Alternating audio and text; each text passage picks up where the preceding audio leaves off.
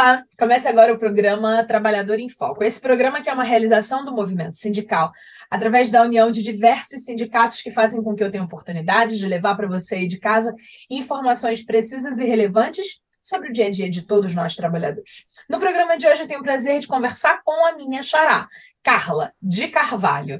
E ela é diretora do CDDH, que é o Centro de Defesa dos Direitos Humanos. E a gente vai falar sobre auxílio moradia, aluguel social. Vamos discutir um pouquinho a questão da habitação. Carla, seja muito bem-vinda. Prazer mais uma vez conversar com você aqui no programa Trabalhador em Foco.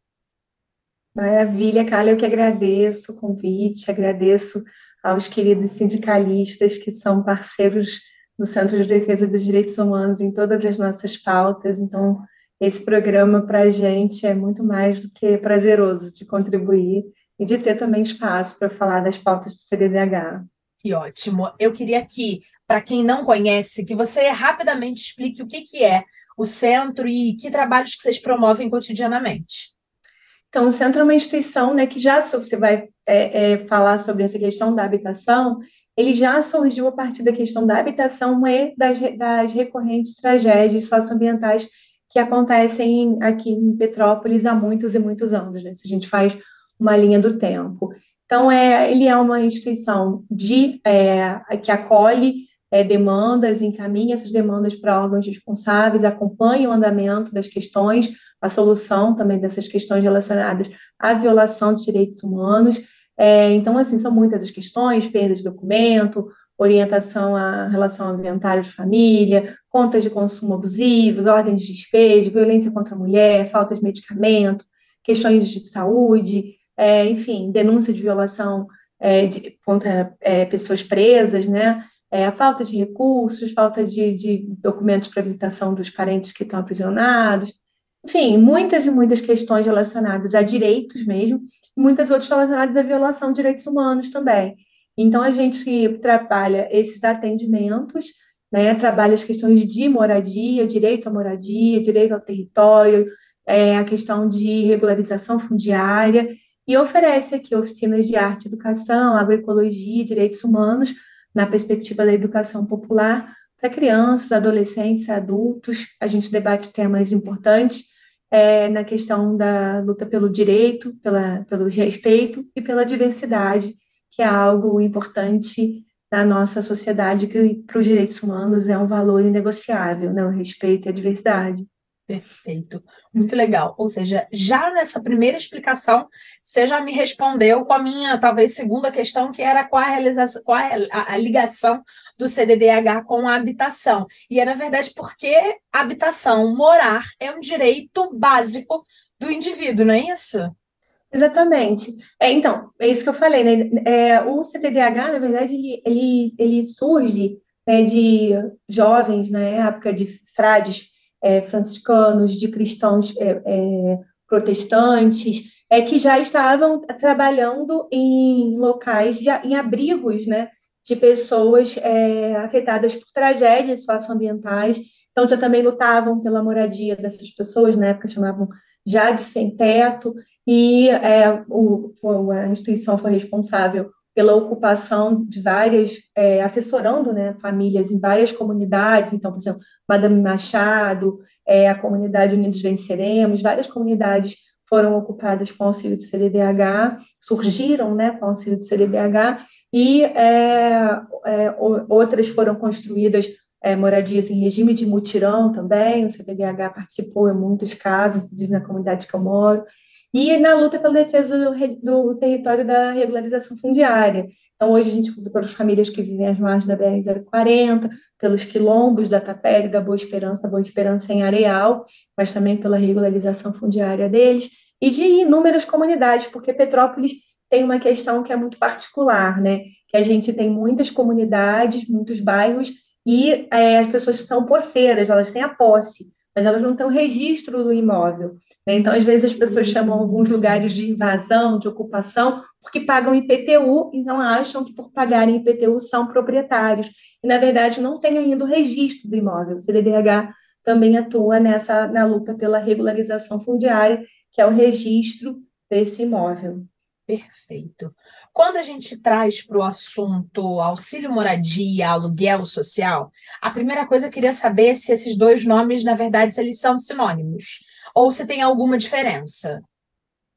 Poxa vida, né, cara? Quando se fala isso para mim, Carla, né, isso tem muita diferença, né? Em alguns casos isso se mistura. Porque, por exemplo, auxílio moradia, quando a gente escuta falar, né, de auxílio moradia, Isso. a gente escuta falar para juízes, né? Para juízes, para deputados, para quem tem isso como auxílio a partir de uma função que desempenha dentro de um determinado trabalho, de uma determinada, normalmente um cargo público, então eles recebem um auxílio moradia, normalmente um valor bastante considerável. Outros É um casos também, custo. um valor, né, bastante necessário ali para complementar uma moradia Que é digna. um auxílio. Um auxílio, isso que a gente tem que entender, não é para pagar tudo, né, é para auxiliar. E aí também tem os casos de auxílio, moradia, que a gente paga que a gente sabe que existe, por exemplo, para estudantes, né, que vão para as universidades públicas e precisam desse auxílio para estarem morando mais próximos das universidades, às vezes são de outras cidades. Então, o auxílio moradia seria esse complemento, esse auxílio para que a pessoa pudesse estar morando de forma temporária, mais próxima do trabalho, é como algo um tipo de benefício, né, para ela completar um determinado trabalho ou a sua formação. Então, essa seria a correta aplicação do auxílio moradia. Mas, em alguns casos, por exemplo, na Companhia de Desenvolvimento Habitacional e Urbano de São Paulo, não sei se eu estou falando exatamente o nome, porque a sigla que eu me lembro bem, mas eles chamam de auxílio moradia o que nós chamamos aqui de aluguel social. Então, porque como o aluguel social é uma lei nacional e também decretos estaduais e decretos municipais, a partir da questão emergencial e temporária, os municípios podem também alterar. E aí, no caso de São Paulo, por exemplo, eles chamam o aluguel social de auxílio moradia, né? Mas, Perfeito. na verdade, ele é diferente, né? O auxílio moradia se trata de uma outra coisa, que é o que realmente os juízes, os deputados, né, eles recebem para garantir ali o complemento das suas despesas para morar próximo ao local de trabalho. Maravilha. Entendemos. Para a gente aqui em Petrópolis, auxílio moradia é essa coisa que essa galera recebe. Para a gente aqui, aluguel social é outra coisa. E aí eu queria que você explicasse o que é o aluguel social em Petrópolis. Como é que, quem é que está recebendo esse aluguel? Como é que é estabelecido isso? Explica de verdade, porque a gente só ouve assim. Vai ser liberado o aluguel social por conta da tragédia. Hoje, por exemplo, eu estava assistindo o jornal na hora do almoço e um colega jornalista falou na Inter TV, na Globo, que a gente assiste as outras TVs, né? Não é só produzindo conteúdo para dentro ou para a TV Petrópolis, a gente assiste os colegas também. E ele falou assim: e já estabelecido que o governo do estado vai continuar pagando o aluguel social. Aí eu pensei, será que a pessoa ganhou o aluguel social? Vai ter um dia que as pessoas vão falar, não pago mais, acabou e tal, não sei o quê. Então, eu queria que a gente explicasse isso para quem está assistindo a gente nesse nosso bate-papo, que tem a ideia de quebrar essa parede entre essa informação que a gente fica perdido e quem precisa conhecer melhor a temática. Pois é, o aluguel social, ele é uma lei, né, instituída para serviços aos cidadãos e famílias, né, em caso de vulnerabilidade temporária, em situações de calamidade pública, né, e ele também é regulado por leis estaduais e municipais. Então, ele tem uma lei federal que garante esse aluguel social sempre para esse estado de calamidade, e aí, esse estado de calamidade, o município e o estado vão dizer quais são, né? Por exemplo, um estado de calamidade pode ser uma enchente, pode ser uma ventania, pode ser, enfim.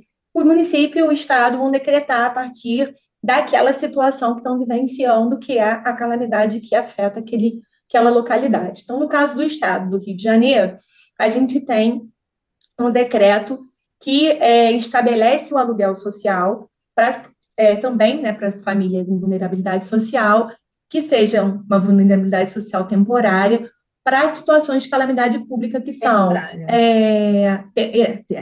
o temporário é importante, né? Que é uma questão de chuvas, deslizamentos, enchentes, né? A situação, por exemplo, de um espaço que as famílias tenham que ser removidas, né? Aconteceu no caso da construção da retirada de determinados viadutos e a realocação de determinadas famílias, aconteceu no Morro do Alemão, no Rio, na comunidade do Alemão, né? Vamos construir o bondinho do Complexo do Alemão. Então, retiraram dali famílias que foram colocadas no aluguel social. Não é uma calamidade pública, mas foi utilizado também o aluguel social nesse caso. Então, é por conta da questão de emergência, né, que se estabelece o aluguel social.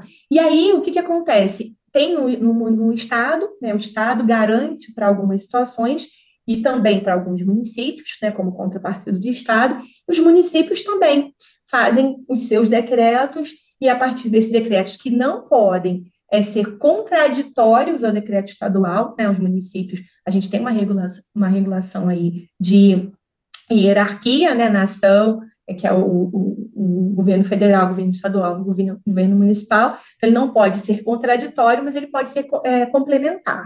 Então, Legal. nosso município também tem decreto de aluguel social.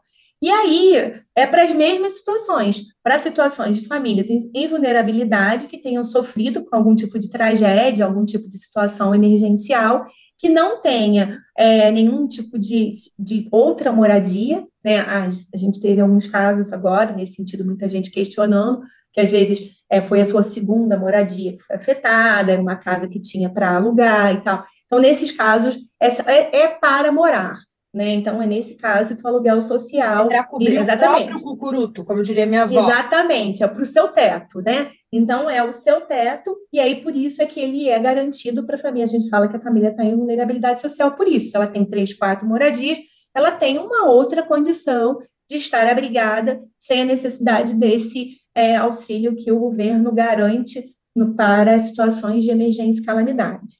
Perfeito.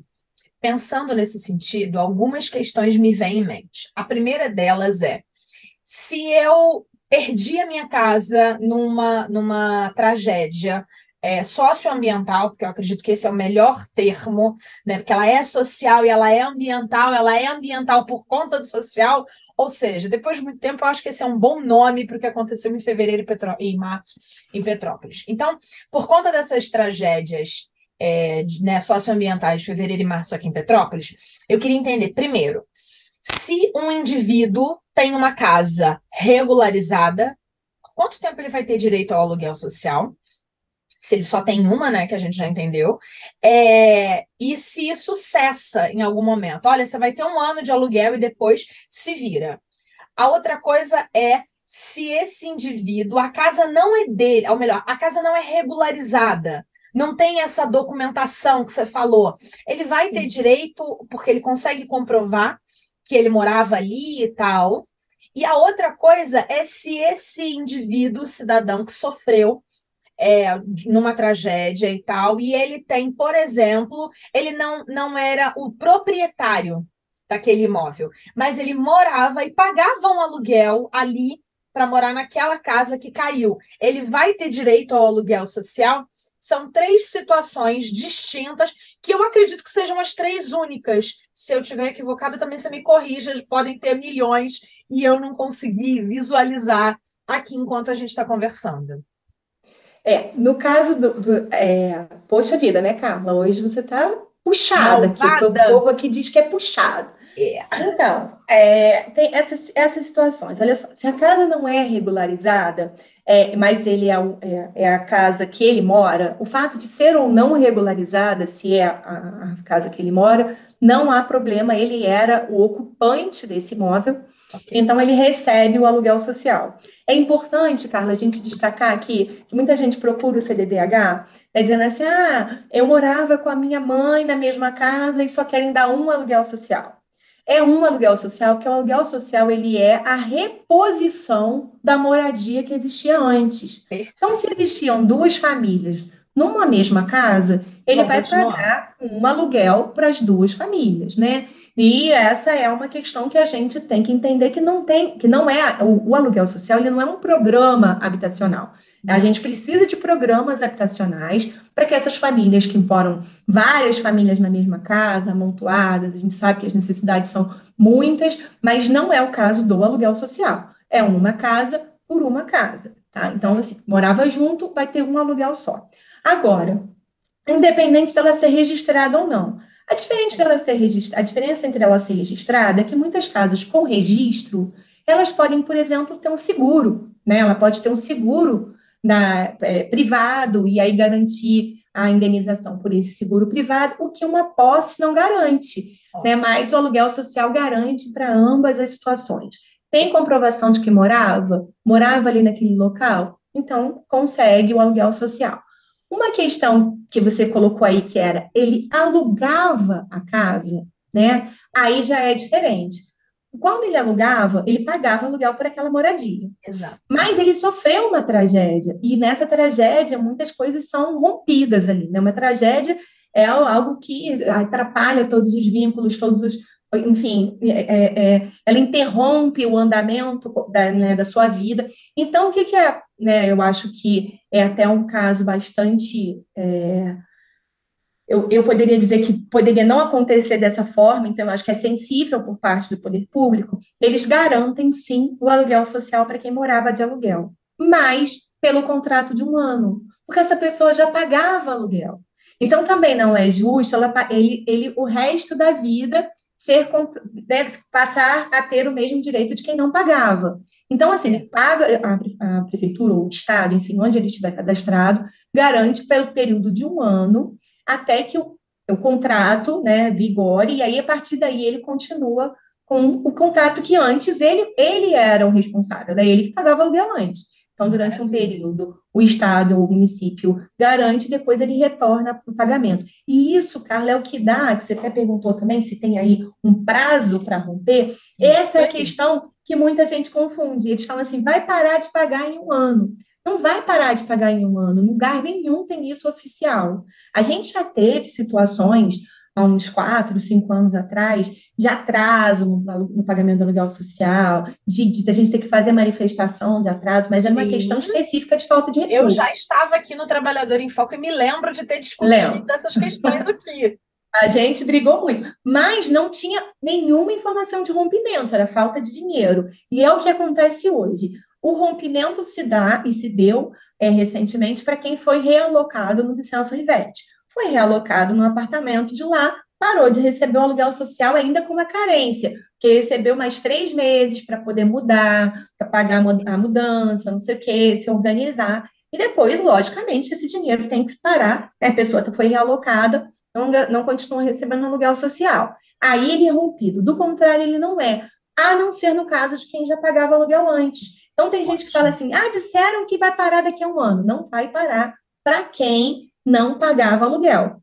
Tá? Para quem não pagava aluguel, não tem previsão de perder o aluguel social, isso não está previsto. A gente vai lutar muito, isso não vai acontecer, mas a gente vai lutar muito para que isso não aconteça. Mas no caso de quem pagava aluguel antes, isso vai realmente ser cortado. Maravilha. Acho isso muito legal, porque a gente agora conseguiu fazer o norte. Eu adoro mapa mental. Então, assim, se eu tinha uma casa com papel ou sem papel, porque é assim que funciona, né? Você tem a casa no papel, ou você tem a casa onde você mora.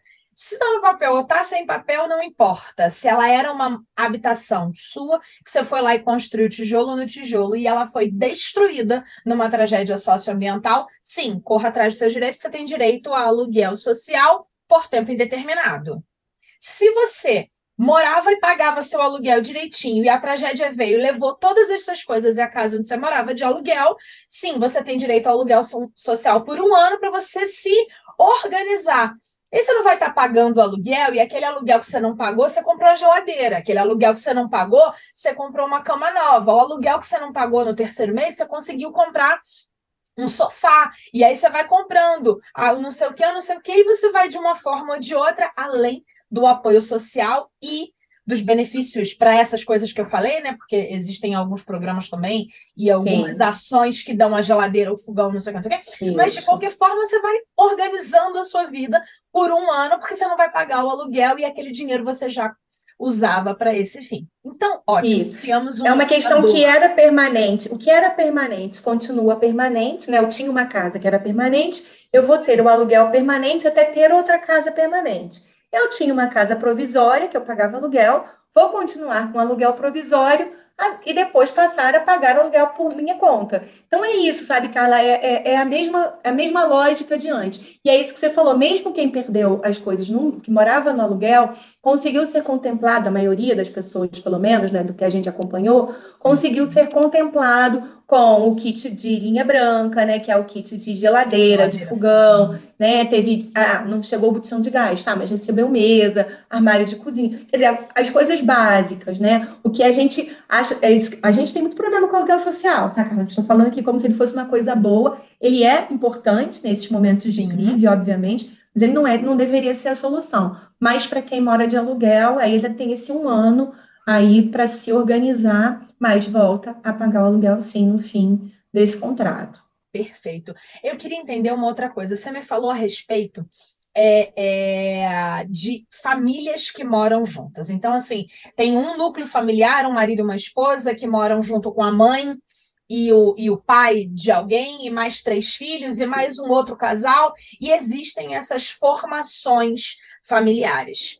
Já entendemos que isso vai entrar numa única moradia, mas existe diferença do valor?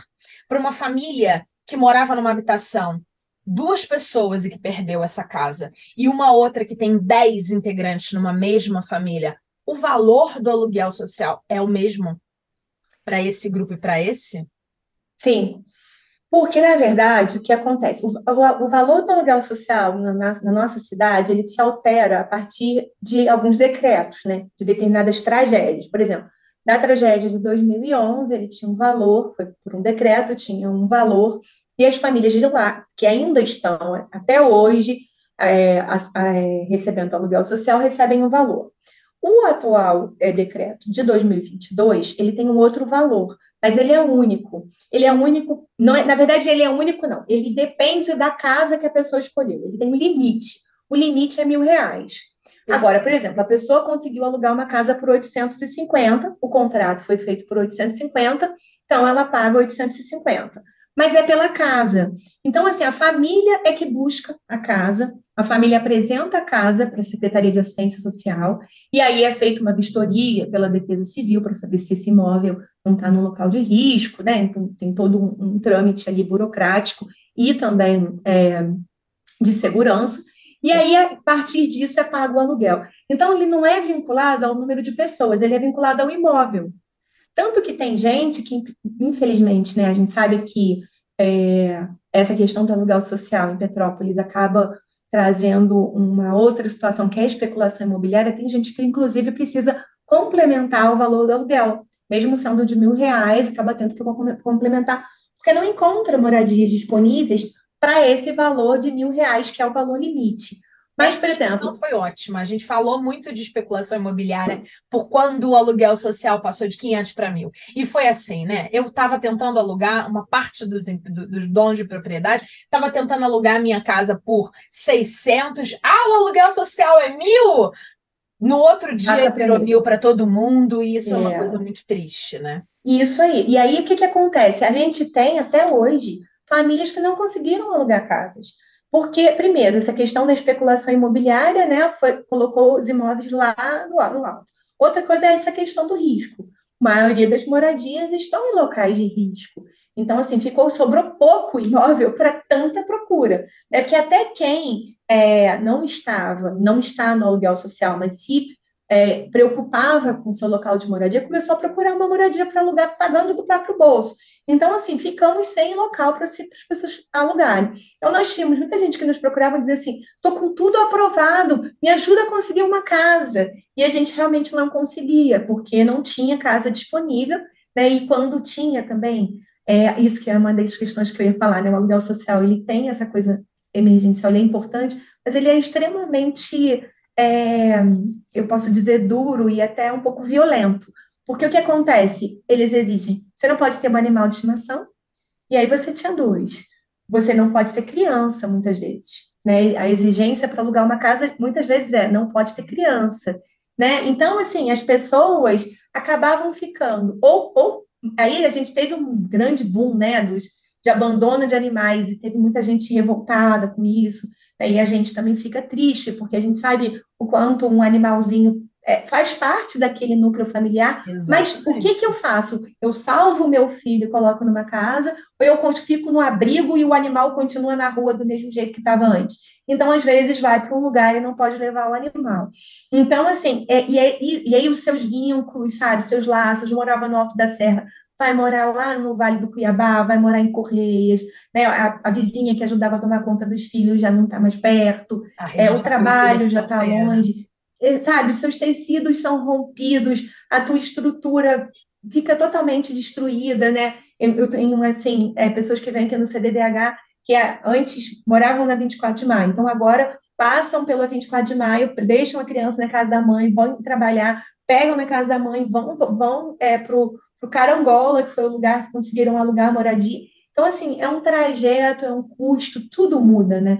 Fora que, assim, como eles falam, a gente agora vive de galho em galho, porque, assim, o dono da casa se aborreceu com alguma coisa, não gosta, não está satisfeito com a nossa rotina, e aí pede a casa, a gente tem que ficar mudando, né? Já teve gente de fevereiro que está na terceira mudança.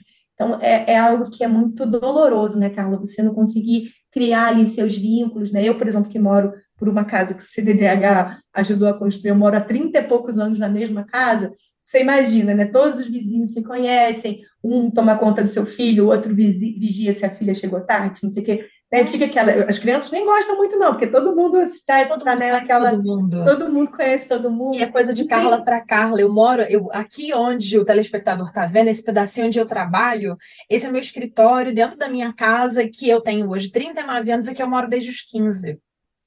E aqui em casa foi o máximo, porque eu casei e a minha mãe falou assim: fica com a casa grande que a mamãe mora em outro lugar. E aí, Exatamente. e aí todo mundo me Aconteceu mesmo conhece, comigo. né? E até outro dia desses eu era a filha da Sônia, hoje eu ainda sou a filha da Sônia, mas sou a mãe do João. E assim, são os nossos vínculos, né? Exatamente. Eu não consigo imaginar a dor emocional de perder isso daqui, que é o meu É. empate, né? É isso. As pessoas, não é só o que perderam Não. Não sabe? estamos Não é só falando as apenas fotos. da garrafa, da tesoura que fica Não. do ladinho. Não, eu estou falando da história que está dentro de toda essa casa, desse lugar onde a gente tem as nossas raízes e tal. E o aluguel social vem apenas para poder tampar um buraco para que É uma haja dignidade questão para essas pessoas terem no mínimo de teto. de teto, exatamente. E aí é isso, assim, né? Como é que você consegue? Eu vou botar uma planta nesse lugar, se eu vou ficar aqui 3 meses. Você também, dentro do aluguel social, sabe, Carla, embora a gente não tenha, e não é verdade essa coisa de vai cortar daqui a tanto tempo, mas as pessoas não conseguem planejar nada a longo prazo, né? Então, assim, você não consegue imaginar, você está falando agora, você tem, né, filhos, eu tenho filhos, eu consigo imaginar assim, né, o que aconteceu com você, aconteceu comigo. Minha mãe, eu fiz um porão para eu morar, ela falou, não, eu moro no porão, você mora na casa de cima. E Isso. aí, assim, eu fico imaginando depois, assim, será que eu construo, né, um pedacinho para o meu filho ali embaixo? Será? Cara, Minha essas mãe pessoas mora não podem, embaixo também.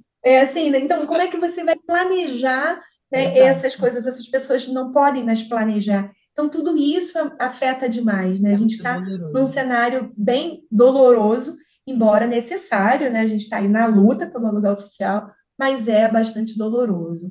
A gente já estourou o tempo. Eu queria que você terminasse Ah, deixando os contatos do CDDH. Para quem tiver alguma dúvida e precisar de ajuda em qualquer coisa que seja de direitos humanos, entre em contato com vocês. bom, o Centro de Defesa dos Direitos Humanos fica aqui na Rua Monsenhor Bacelar, na subida do Relógio de Flores, no primeiro quebra-molas, no número 400, e pertinho, né, do Relógio de Flores, da Praça da Liberdade. A gente funciona de segunda a sexta. O nosso telefone é o 2242-2462. Ele também é o WhatsApp. O pessoal briga com a gente no WhatsApp, que a gente demora a responder, mas a nossa equipe é pequena, então às vezes a gente demora um pouquinho. Mas ligando, a gente dá conta. E a gente também tem a equipe multidisciplinar para fazer o atendimento, os encaminhamentos, as orientações, para fazer esse papo que a gente está fazendo aqui na televisão, a gente faz com cada um que chega aqui procurando orientação. Maravilha. Carla, muitíssimo obrigada. É sempre um grande prazer conversar com você. Até muito breve, espero eu.